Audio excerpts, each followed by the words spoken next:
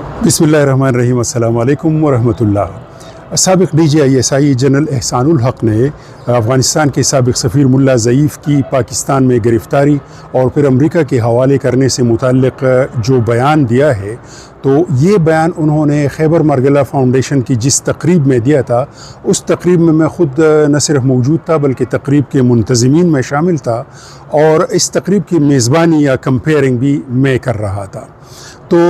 इस बारे में बहुत सारे लोग पूछते हैं कि जनरल साहब को आखिर क्या हुआ कि 23 साल गुजरने के बाद वो इस बारे में अपनी सफाई पेश कर रहे हैं। तो इस वीडियो में मैं आपको वो सूरत हाल बताना चाहता हूँ जिनके नतीजे में ये वजाहत या ये बयान सामने आया। हुआ ये कि प्रोग्राम के मुंतज़मीन में एक और हमारे दोस्त हैं डॉक्टर फ़ज़ल रबी, जिनका ताल्लुक़ शांगला से है। उन्होंने मुझसे मशवरा किया कि मेरे जहन में एक सवाल है कि जब मुल्ला ज़ईफ़ को गिरफ़्तार किया गया और अमेरिका के हवाले किया गया, तो उस वक्त जनरल एहसानुल हक़ DGISI थे। तो मैं इनसे पूछना चाहता हूँ कि आपने ऐसा क्यों किया। तो मैंने डॉक्टर फ़ज़ल से कहा कि ठीक है, वक्त आने पर आप अपना सवाल जो भी आपके जहन में है आप पूछ सकते हैं। फिर प्रोग्राम चलता रहा और कुछ आधे घंटे या 40 मिनट के बाद डॉक्टर फ़ज़ल ने मुझे कहा कि यार मैंने अपना सवाल नहीं पूछना। मैंने कहा क्यों, खैरियत? उन्होंने कहा कि यार इस सवाल का क्या जवाब हो सकता है, ये जो हमने नीच हरकत की है पाकिस्तान ने और एक सफ़ीर को पकड़ के एक दुश्मन के हवाले किया है, तो इसकी क्या वजाहत होगी। इस तरह के सवाल का तो कोई जवाब ही नहीं हो सकता, तो खामखा आपके प्रोग्राम का माहौल ख़राब हो जाएगा, इसलिए मैं ये सवाल नहीं पूछता। लेकिन मैंने डॉक्टर फ़ज़ल रबी से कहा कि आपके पास इसका जवाब नहीं है, मेरे पास जवाब नहीं है, लेकिन मुमकिन है जनरल साहब के पास कोई जवाब हो तो आप पूछ लें तो बेहतर है, बाकी आपकी मर्ज़ी है। अच्छा, फिर जब प्रोग्राम में तकरीरें ख़त्म हो गई और सवाल जवाब का मरहला शुरू हुआ, तो चूँकि प्रोग्राम काफ़ी लंबा हो गया था और मैं चाहता था और लोगों की भी कि अब प्रोग्राम को जल्दी से कंक्लूड किया जाए, लेकिन ज़ाहिर है कि सवालात और जवाबात के बग़ैर ये नशिस्त नामुकम्मल रहती। तो वक्त बचाने के लिए मैंने स्टेज से अनाउंस किया कि इस तरह हमारे लिए मुमकिन नहीं है कि आप सवाल पूछें और फिर जवाब मिले और फिर सवाल हो फिर जवाब हो। तो वक्त बचाने के लिए हम ये करते हैं कि आपके जितने भी सवालात हैं आप अपने सवालात पूछें, सारे सवालात एक साथ लेके फिर हम मुकर्रीन को मौका देंगे कि वो 2-2, 4-4 सवालात का एक मजमूई जवाब दे दें।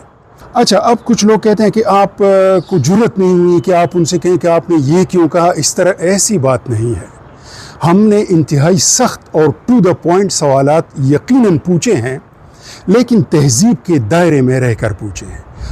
कुछ लोगों की तरह हम वहाँ लड़ने के लिए नहीं गए थे, ना हम किसी को गलत और दुरुस्त, और हम एक पाकिस्तान का मुकद्दमा बनाने की कोशिश कर रहे थे और हमारी नज़र में पाकिस्तान का मफाद ये है कि अफ़गानिस्तान के साथ हमारे अच्छे ताल्लुकात हो, भारत के साथ भी हमारे अच्छे ताल्लुकात हों, तमाम पड़ोसियों के साथ हमारे अच्छे ताल्लुकात हों। तो वहाँ हम लड़ाई के लिए नहीं बैठे हुए थे, हम कोई रास्ता निकालने के लिए बैठे हुए थे। और जो हमने सवालात पूछे उनमें सख्त सवालात, जैसा कि मैंने कहा, शामिल थे। मसलन ये सवाल भी पूछा गया कि ये जो दहशतगर्दी है और अस्करियत पसंदी है, तो कुछ लोगों का ख्याल है कि आप लोग खुद कर रहे हैं और ये इंजीनियर्ड है, तो शायद किसी कौमी मफाद में तो आप ऐसा नहीं कर रहे। और एक सवाल ये भी था कि अगर ये इंजीनियर्ड नहीं है और ये कौमी मफाद में आपकी प्रोडक्ट नहीं है,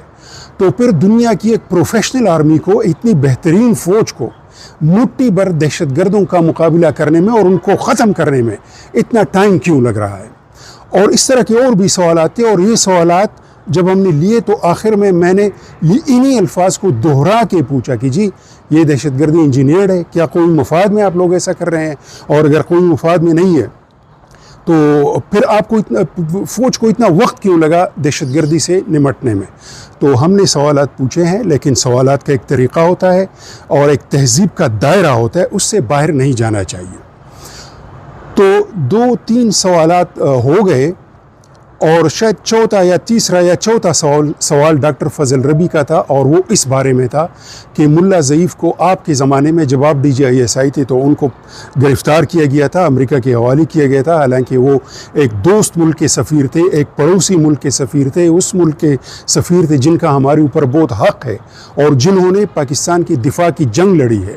तो क्या ये मुनासिब था کہ آپ نے ایک ڈپلومیٹک امیونٹی کو، سفارتی استثناء کو، سفیر کے احترام کو، ان ساری چیزوں کو بالائے طاق رکھا اور ان کو پکڑ بھی لیا اور ان کو دشمن کے حوالے بھی کیا۔ تو میرا تو یہ ارادہ تھا کہ یہ سوال ہو گیا، ابھی اور سوال لوں گا، لیکن جنرل صاحب نے مداخلت کی۔ انہوں نے کہا کہ نہیں، پہلے اس سوال کا میں جواب دینا چاہتا ہوں، پھر باقی پروگرام جیسی مرضی ہو آپ اس طرح چلائیں۔ اور انہوں نے پھر کہا کہ یہ ایک ٹپیکل سوال ہے، اور یہ پاکستان اور افغانستان کے درمیان جو بیانی کا جو بحث ہے، وہ یہ سوال اس کا ایک بہترین نمونہ ہے کہ پاکستان نے کیا اور مشہور کیا ہوا۔ تو ہم نے ملا ضعیف کو اس طرح نہیں کیا تھا کہ امریکہ نے حملہ کیا اور ہم نے اس کو پکڑ لیا اور امریکہ کیا، ایسا نہیں تھا۔ ملا ضعیف یہاں تھے اور وہ اپنے گھر میں تھے،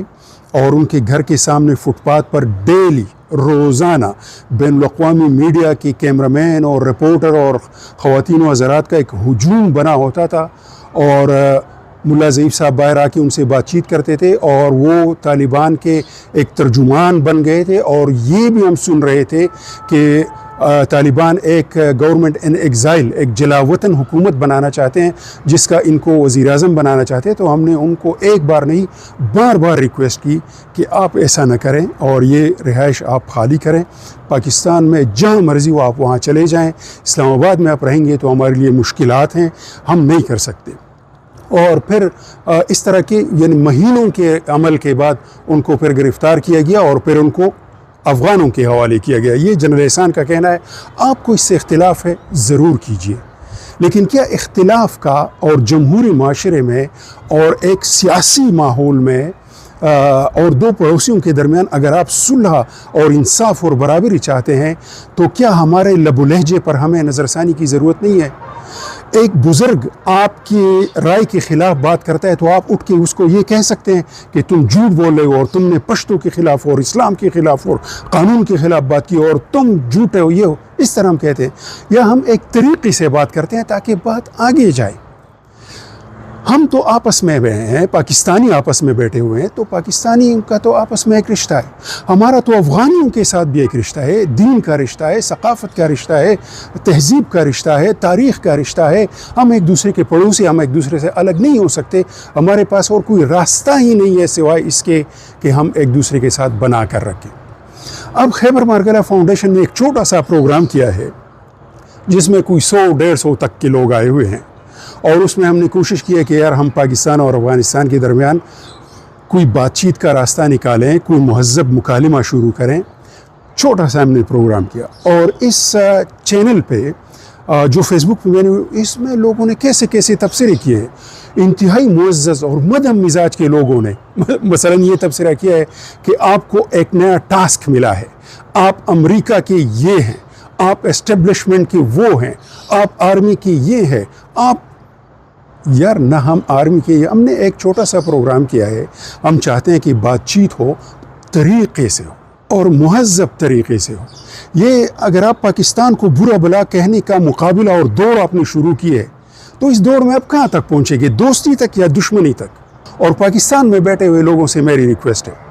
کہ افغانی پریشان حال ہیں، وہ جنگ زدہ ہے، وہ غم زدہ ہیں، اگر ان کی زبان سے سخت کلمات نکلتے ہیں تو ان کو رعایت دیں، آپ اس وبا کی زد میں نہ آئے جس کا نام نفرت ہے۔ پاکستان اور افغانستان ایک دوسرے کے دشمن بن کر نہیں رہ سکتے، ہمیں دوست بن کر رہنا ہوگا۔ اگر کوئی ایک فریق دشمنی کی طرف جاتا ہے تو دوسرے فریق کو دوستی کی طرف اپنا سفر تیز کرنا چاہیے۔ السلام علیکم۔